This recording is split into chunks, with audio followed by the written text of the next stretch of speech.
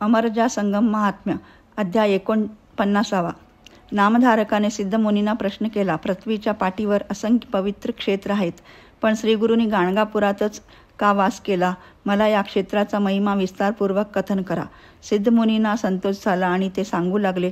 दिवाळीचा सण जवळ आला आणि श्रीगुरू आपल्या शिष्य वर्गाला म्हणाले, या पर्वणीला त्रिस्थळीचा स्नानाचे महत्त्व आहे. आपल्या बायका मुलांना घेऊन गया, प्रयाग, वाराणसीला जाण्याची तयारी करा. शिष्य श्रीगुरूंना म्हणाले, आपणही आमच्याबरोबर चलावे, आपलीही तयारी व्हावी. श्रीगुरू हसून म्हणाले, अरे, आपल्या या गाणगापूर गावाजवळ पवित्र तीर्थे असताना कशाला दुसरीकडे जायला पाहिजे? असे सांगून शिष्यांना घेऊन ते संगमावर गेले. सर्वांनी स्नान केल्यावर श्रीगुरूंनी त्यांना भीमा अमरज संगमावरील तीर्थाचा महिमा कथन केला. तेव्हा एका शिष्याने त्यांना अमरजा नदीचा उत्पत्तीविषयी माहिती विचारली. श्रीगुरू सांगतात, पूर्वी जालंधर नावाच्या राक्षसाने सर्व देवाचा पराभव केला. त्या युद्धात पुष्कळसे देव मारले गेले, पण दैत्यांना मारले असता त्यांच्या रक्ताचा प्रत्येक थेंबागणिक पुन्हा दैत्य उत्पन्न व्हायचे.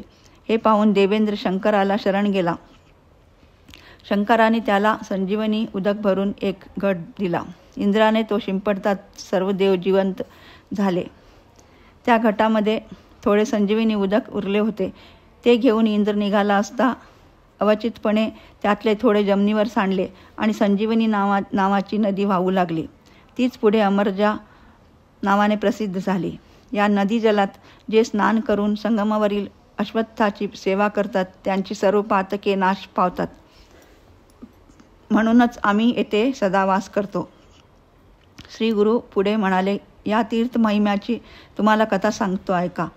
भारद्वाज गोत्राचा एक विरक्त ब्राह्मण शिवाच्या अनुष्ठानामध्ये सतत रत होऊन तेथे वास करीत होता.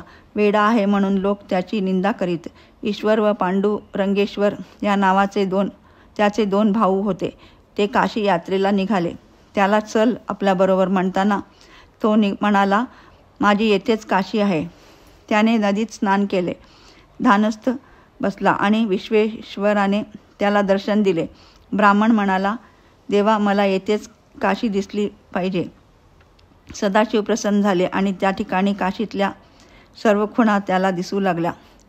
असे सांगून श्रीगुरूंनी त्याला सांगितले की हीच प्रत्यक्ष काशी आहे. येथेच तुम्ही स्नान करा. तो वेडापिसा ब्राह्मण गाणगापुरात राहिला व त्याने आपल्या 2 बंधूंना पंढरपुरात जाऊन राहा असे सांगितले.